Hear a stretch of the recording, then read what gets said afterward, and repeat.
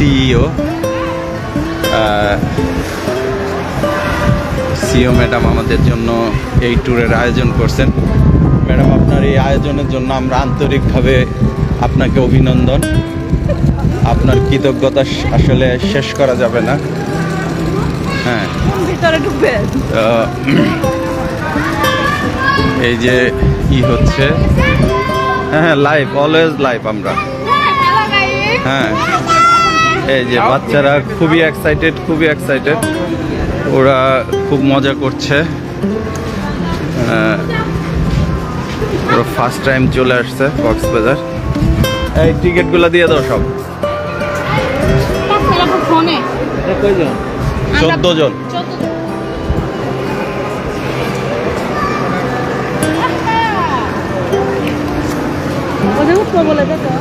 এই যে এটার ভিতরে সুন্দর দৃশ্যটা আপনাদেরকে দেখায়। সেই ঝিনুকের ভিতরে উপরে মানুষের থাকার জন্য হোটেল করা হয়েছে।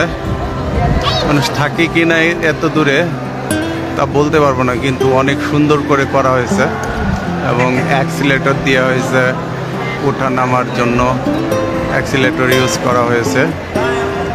অনেক সুন্দর, ভিতরে অনেক কয়তলা, নিচে একটা floor, second, third, fourth, fifth, six, 7 top floor সহ 7 তলা, 7 তলা বিশিষ্ট এই রেল স্টেশনটি অনেক সুন্দর। এই যে সেই সিঁড়ি উপরে ওঠার জন্য, হয়তো উপরে ঠিক সেইভাবে ভাড়া হয় না জন্য আর কি এটা বন্ধ আছে আপাতত।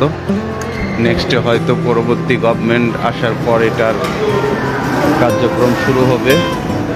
আর ফ্লোরগুলোকে ফুল মার্বেল করে করা হয়েছে, খুব সুন্দর করে আসলে করার চেষ্টা করছে।